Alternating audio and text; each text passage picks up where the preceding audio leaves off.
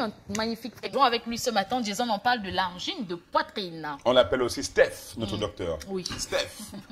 Il se reconnaît là, ça c'est un type qui l'appelle comme ça. Oui, un peu de noir ce matin, mais le blanc domine toujours. Le blanc domine toujours, oui. L'immaculé domine toujours. Bonjour docteur. Bonjour le grand Jason. Bonjour madame Sandra Pegnel et à tous ceux qui nous regardent ce matin. Il nous met toujours en haut. Hein. Un bonjour. Oh non. Vous méritez cela, monsieur Jason. Docteur, j'allais vous dire que ce que vous faites depuis pas mal de temps sur LTM est très apprécié par les téléspectateurs. J'en ai reçu quelques réactions, quelques témoignages. Et je voudrais du fond du cœur vraiment vous dire félicitations et de bien continuer d'éclairer la lanterne de nos téléspectateurs et téléspectatrices. J'en profite pour donner le bonjour d'une maman qui s'appelle Maman Lagrace et qui nous regarde depuis Yaoundé. Une pensée aussi pour sa fille Evelyne qui nous regarde et qui donc vous adresse leur bonjour. À cela, je dirais tout simplement que Dieu bénisse LTM. D'accord. Allô, docteur, c'est quoi l'angine de poitrine? Voilà. Justement, l'angine de poitrine, on entend beaucoup plus parler.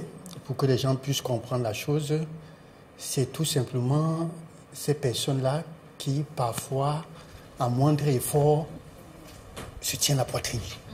Alors, ils vous diront que non, je ne peux pas faire le sport parce que quand je fais, je sens, j'ai mal à la poitrine là. Voilà, une douleur au niveau, voilà, merci pour l'image, merci pour la réalisation, voilà, comment ça se manifeste, voilà, ils sentent mal là, voilà la définition que je puisse apporter. Justement, il s'agit bien évidemment des maladies du cœur, qui n'a rien à y voir avec l'infarctus. Alors, voilà. Donc quand on fait 5 étages, ou 4, ou 2 ou 3, hein, on fait 2 étages, est-ce qu'on peut sentir cette douleur-là? Bien sûr, si on est déjà prédisposé, oui. Voilà, si vous avez ces facteurs de risque, bien évidemment, vous pouvez déjà. Est-ce qu'avec ces facteurs de risque, excusez-moi, je sois un petit peu, est-ce qu'avec ces facteurs de risque, on peut quand même grimper 8 étages? Non. Non, il ne faut pas, c'est pas conseillé. C'est pas conseillé, voilà, c'est ça le mot. D'accord, très bien. Avec nos 121 marches ici à LTM, ce sera compliqué pour les personnes qui souffrent d'angine de poitrine, où il faut aller tout doucement, c'est possible.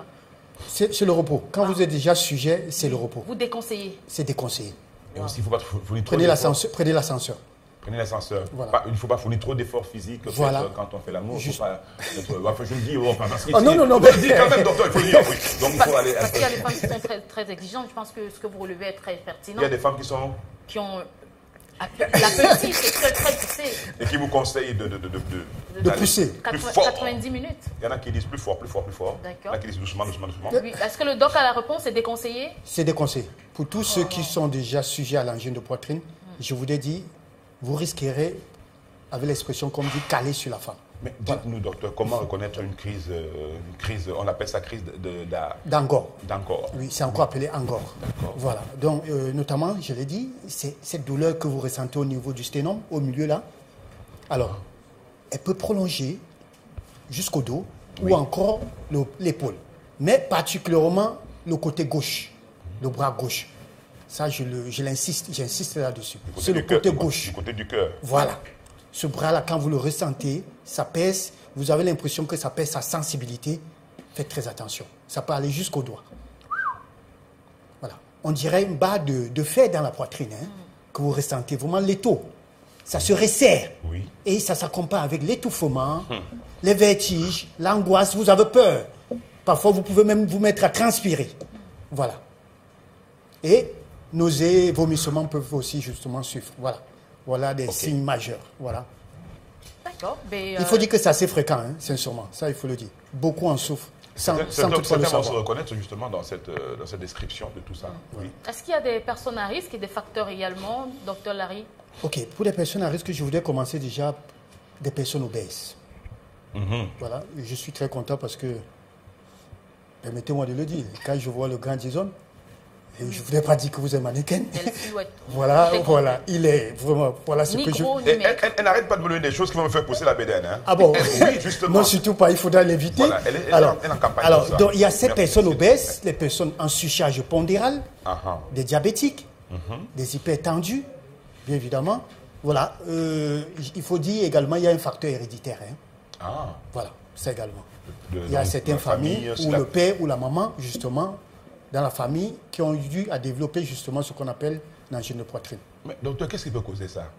Voilà. Il faut dire que 90% des causes de l'angine de poitrine, c'est dû à l'accumulation du gras. L'accumulation du gras. Cholestérol, en d'autres termes.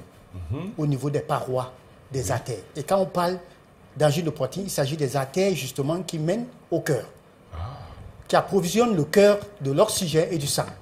Alors qu'est-ce qui se passe? Ça se rétrécit au fur et à mesure. Et ça, je m'adresse à tous ceux-là qui, le dimanche, boivent du bouillon. Je préfère dire boire, parce qu'on ne sait pas si c'est de la bière et du bouillon ou bien la sauce jaune.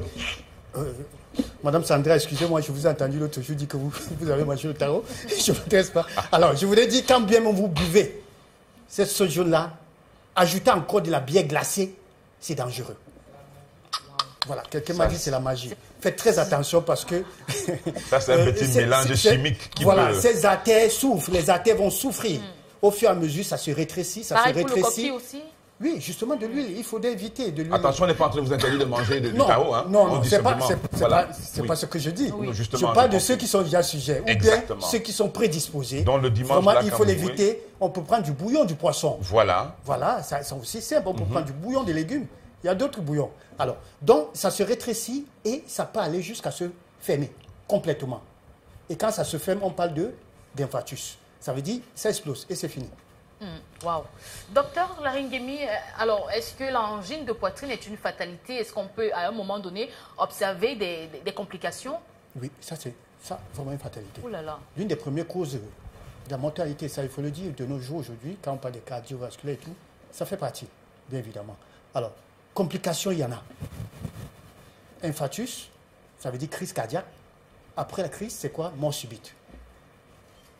Voilà, pour se résumer ainsi. Eh, docteur, bon, alors, est-ce que quand même, c'est vrai, ça fait peur aussi, c'est important, mais il doit parler parce qu'on peut souffrir de cela à son insu. Il est important d'en parler. Docteur, est-ce qu'il y a une possibilité quand même de prévenir justement, ou de simplement de trouver, est-ce qu'il y a des traitements que de trouver justement pour aider à résoudre ce problème de santé? Oui, le traitement déjà, ça va dépendre de la cause. D'accord. Si vous êtes obèse, il faudra corriger l'obésité. Si vous avez une surcharge, M. Diezeblanc, vous allez convenir avec moi que vous rencontrez des gens qui ont une surcharge pondérale. En plus, ils sont obèses. Ils sont gros et... Voilà, le bidon est développé aussi. Le bidon est développé, voilà. Le corps est bien développé. Voilà, ça c'est très dangereux. Alors, ça passe d'abord par l'élimination de ces facteurs de risque. Okay. Il faudra d'abord corriger. Bien même que les traitements existent, mais il faut dire qu'on doit commencer d'abord à corriger les facteurs de risque. Alors, le tabac également. Très dangereux. Très dangereux. L'alcool également, très dangereux. Et comme j'ai dit, trop de cholestérol. Parce qu'il faut dire que nous mangeons trop gras. Certains, il faut dire, a priori, j'aime dire l'expression, ils boivent l'huile. Ils ne mangent pas bien. Ils mangent quelque part qui mange bien. Je ne voulais pas dire ceux qui mangent trop du haricot ou bien tous ceux qui mangent trop du héros.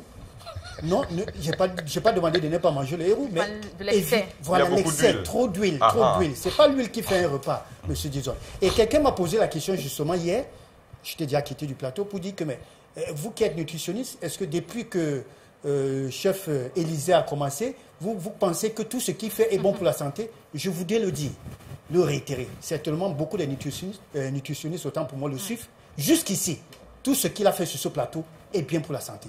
Il vient de tenir la médaille là. Ah, vous dites jusqu'ici. Voilà. Jusqu'ici. Non, non, il faudrait que je précise bien. Je ne sais pas. Voilà. Jusqu'ici. Parcours sans faute. Voilà, parcours sans faute. Et d'ailleurs, ce matin, il m'a fait savoir qu'il fait des vermicelles. Oui. Ça, c'est conseillé, c'est léger. Voilà des choses qu'on peut manger avant de dormir au lieu de manger du porc. À Bépanda à 2 h du matin. Bépanda Tandon. Bépanda Tandon est très réputé pour ses brochettes. Je sais que Sandra y est passée par là, c'est 4. Oui. Docteur. On est en direct. C'est ce qui est intéressant avec vous, docteur Larry. Quand vous arrivez, vous nous proposez toujours des aliments à privilégier. Est-ce qu'on peut continuer à citer quelques aliments? Voilà, je voulais commencer déjà par le plat qu'il va faire là tout à l'heure, là, oui. Qui est léger. Moi, je dis parce que c'est léger, les vermicelles, c'est léger. C'est conseillé, on en trouve partout, les vermicelles. Et à moins de coût. Ça ne vaut pas la bouteille d'une bière. Ça, j'aime bien le dire. Ça ne vaut pas la bouteille. S'il faut demander à chef Élysée le sachet de vermicelles, il va vous dire le prix. Oui. Ça ne vaut rien. Alors, nous avons du chocolat noir. Du chocolat noir. C'est cardioprotecteur. À offrir à Sandra. Ah, ben voilà. Chocolat noir. Ça, c'est une bonne chose. N'hésitez pas de le faire. Voilà. S'il n'apporte pas demain, je le dirai en direct. Nous avons l'huile d'olive, nous avons les avocats. Oui. Je ne cesse de le dire. Nous avons les avocats, nous avons des légumes. En principe, quand vous êtes sujet à une crise en gorge, ou vous avez déjà des facteurs de risque, surcharge, hypertendu, tout ça, il vaut mieux adopter un régime méditerranéen. Méditerranée, c'est-à-dire manger essentiellement des légumes et des fruits. Et du poisson, pas de la viande rouge. Encore Voilà. tout ça est même bon. Légumes, poissons, tout ça est bon. Voilà, ça c'est super. Voilà ce que je peux dire ce matin. Un Voilà. conseil pour sortir rapidement? Un conseil, c'est que ton aliment soit ton médicament et que ton médicament soit ton aliment. Parce qu'il faut dire que tout ce qui est maladie cardiovasculaire, maladie métabolique, nous sommes la cause de nos maux. Ça se trouve dans nos assiettes. Et le secret, c'est là.